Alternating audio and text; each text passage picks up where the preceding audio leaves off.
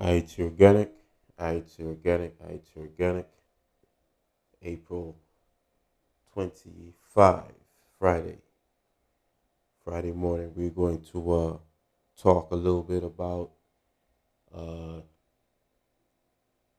these territories that are being lost in the country. And sometimes I might post things on my storyline, and I'm a little bit surprised because many people, Haitian, Haitian American, whatever, they don't know what what's going on in the country because it's not in the media in America, really. You know what I'm saying? And I think that's very interesting, right? Very interesting. The fact that the media has put like a blackout on the whole situation in Haiti.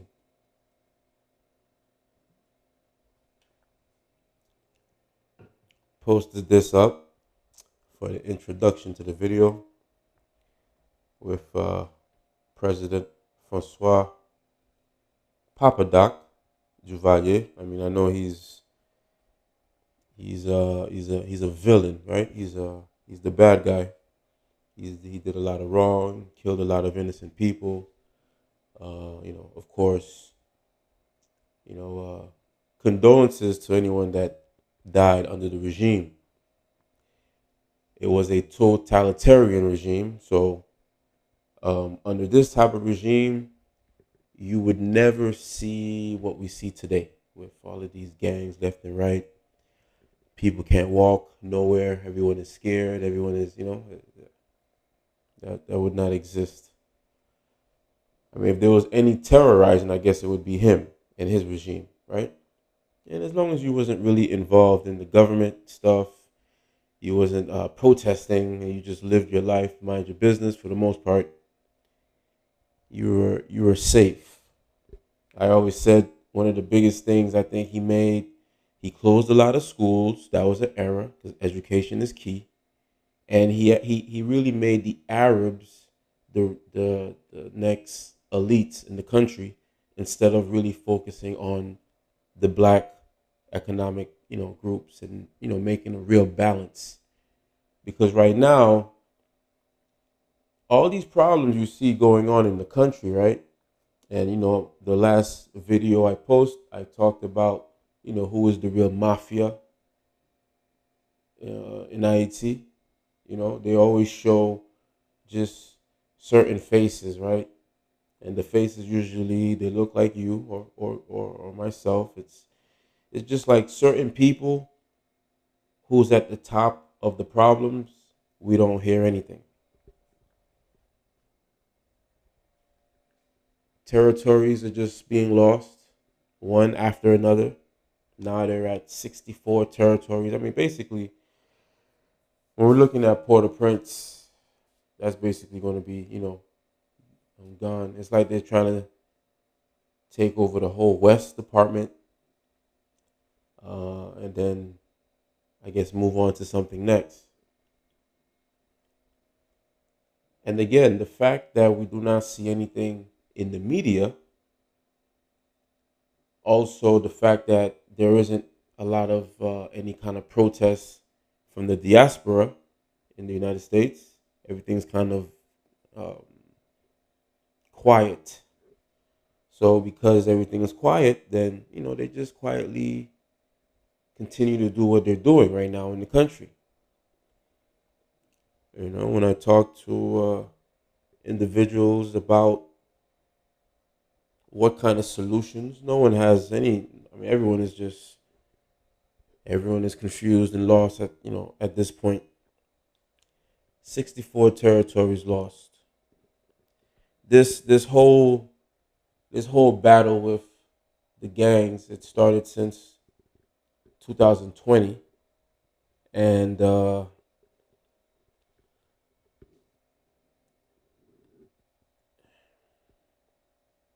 I believe that the people that placed these gangs in control of these territories, I believe they probably lost control of them for a while, right? or they just lost control of them. Because honestly, when you're looking at the situation, it's very chaotic and strategic at the same time. It's very chaotic and strategic at the same time. Many of the areas that they're taking over, of course, like the docks, the ports, major roads, everything is just being taken over. The police, the police don't have enough resources to fight back. Recently, Maria Isabella, the UN representative in Haiti, she's trying to ask for more money just so they can get a couple more Kenya officers. I don't want to say soldiers because one article said it was just officers, police officers. And we're spending millions and millions of dollars on that instead of placing it, where it needs to be placed on. So I don't know, man. They're playing a very, very uh like in your face game, I think, in front of the Haitian people, right? And since my information is more towards us in the diaspora, I think it's the same thing, I guess, for the Haitians in America, and the Haitians in Canada, and in France, and everyone that's outside of Haiti. This is also, I would say, a big disrespect. The fact that uh, all of these kids running around with $2,000, $3,000 rifles. Some of them are being trained, right? Some of them, they can't really do nothing, and they're receiving more support than the police. I think that alone is a little bit crazy, right? So since 2020, Port-au-Prince has been the site of an ongoing gang war. The government and the security forces have struggled to maintain their control of Port-au-Prince amidst this conflict. Now, the gangs reportedly control up to 90% of the city. Matter of fact, they says the United Nations report says since 2023. Okay, we're in 2025. We're going into the middle of 2025, so 2026. Most of these guys, these the gangs are like the new place to get a job right now. All the young kids that most of these children were in the streets. Washing the cars. Huh? Any of you that used to be in Haiti, or you would frequent Haiti, or you lived in Haiti, or whatever, we know there's usually poor kids in the streets. Well, all those poor kids, they're not in the streets no more. They all gang gang. So this is all, and what I like is, if you go online, the United Nations has everything already set up. You can go look at the map. You can see which gang has which territory. They have all the gangs, they have all their names, and everybody is just, I don't know. What are they doing? Everybody's waiting. It's a waiting game. Hmm? It's a waiting game just to see how far it can go. I don't know who said it. Maybe it was Trump. One of the politicians was like, "Yo, Haiti's already like bought and paid for." You know, I remember after the earthquake and all of these countries came right away. They all was rushing like the gold mine. Um, so it's like the international community. They got plans for the country, and maybe you and I are not involved in the plan. We're not included.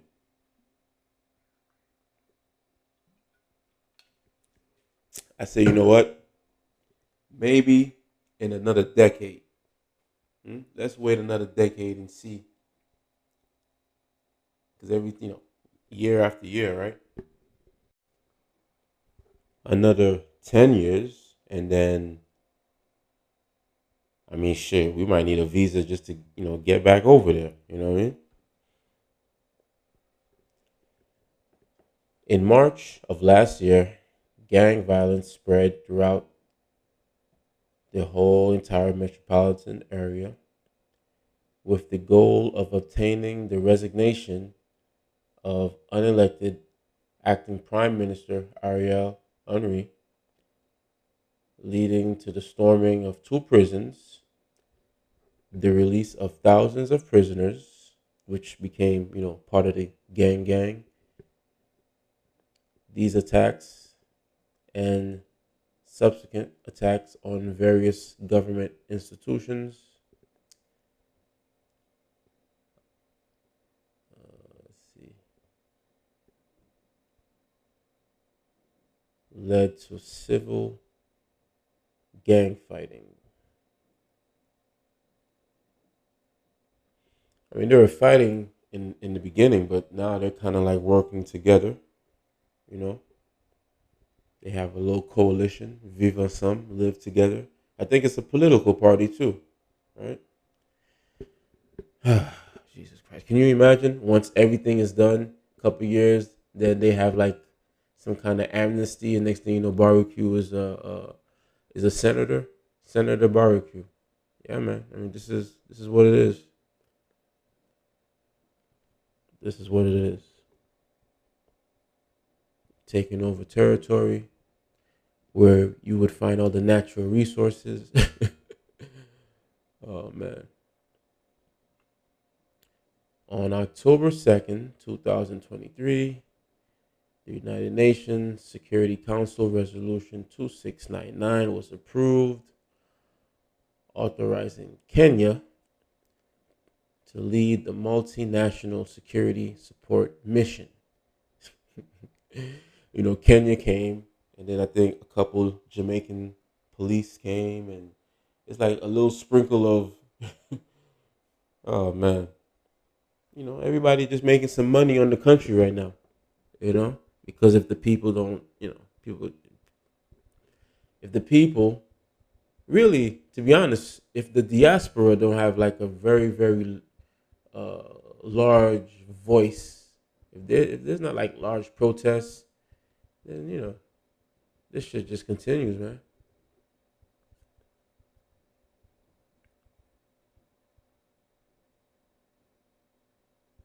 Hmm. The United Nations, man. I'm looking at the article. They try to compare this to the Tontomakuts. Like I said, the Tontomakuts, yeah, they killed some people, man. So uh, some would say they were terrorists, but then there were some Tontomakuts that they didn't do anything. They were just part of a legitimate government, institution. So you know, I don't think it's the same comparison. They always try to throw Francois Juva because, like I said, they're gonna always paint him as like the freaking vampire, right? But I think sometimes you have to understand like President Francois Duvalier, they had kidnapped his kids or tried to kidnap the kids. They tried to kill him a couple times, coup d'état, and he had to switch it up. You know, the guy was a doctor, man. Um, Sociology, psychology, like he knew, he understood the society he was living in. He understood everything. He understood the poor people. He understood the rich people. He understood the mulattoes. You know, the mulatto people. That's like a whole other dynamic because you have to remember, in if you're going back in history, the mulattoes, they were one of the most like important parts of the revolution, right? Because they wanted freedom, right?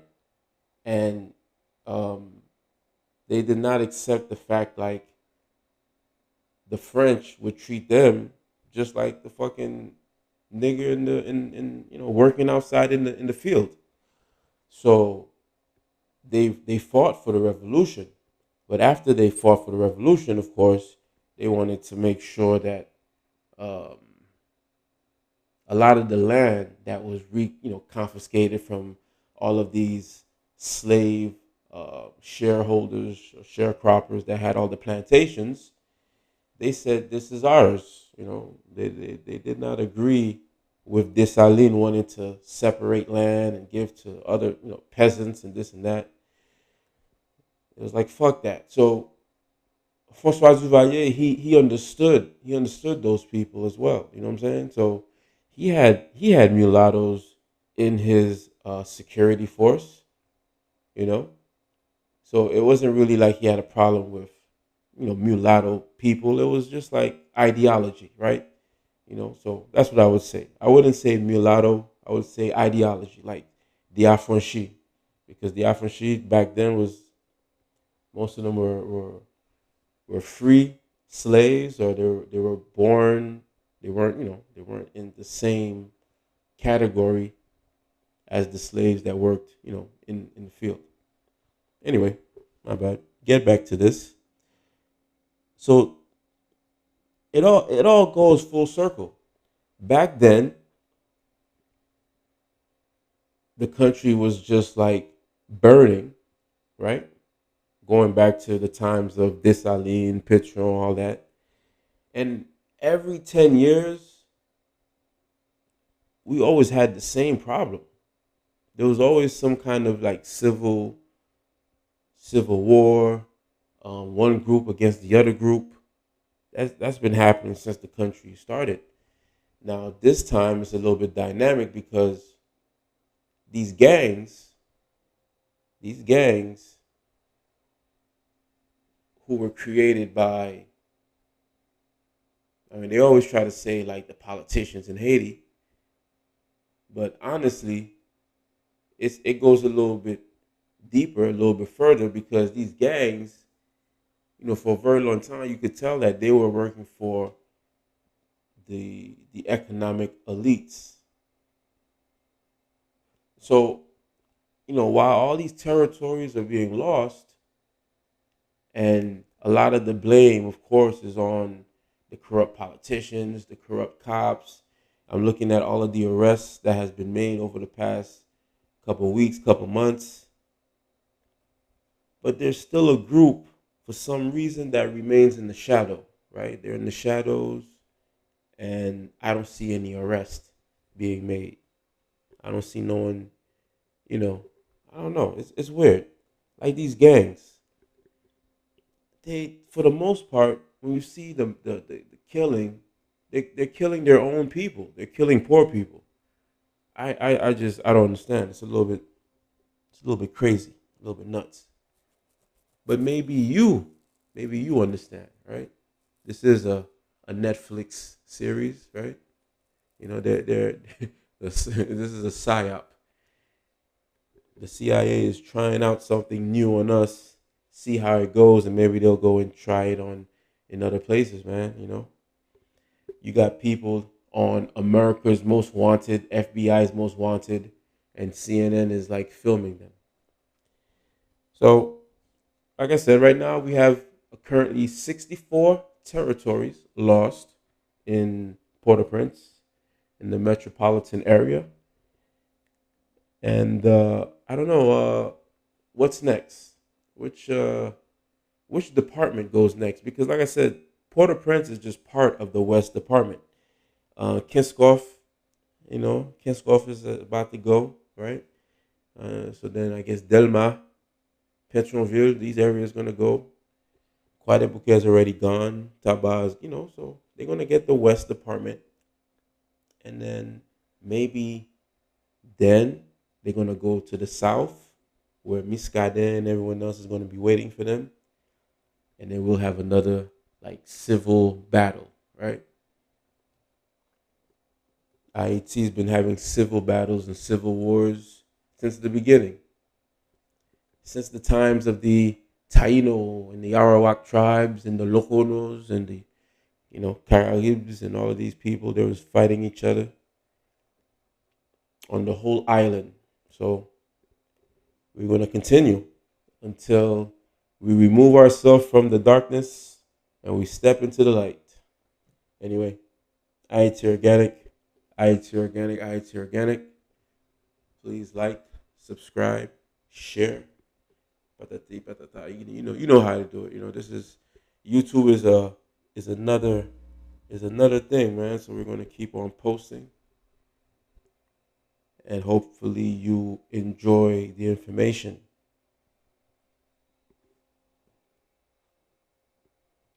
I'm trying to think if I had anything else I had to say. No, nothing, nothing else. Just pray for Haiti. mm? Pray for the country, man. If you're in the United States, pray for America. Pray for the world because we all know things are going to get a little bit hot, for the summertime. You know what I'm saying? Things are going to get a little crazy. So that's about it. Peace.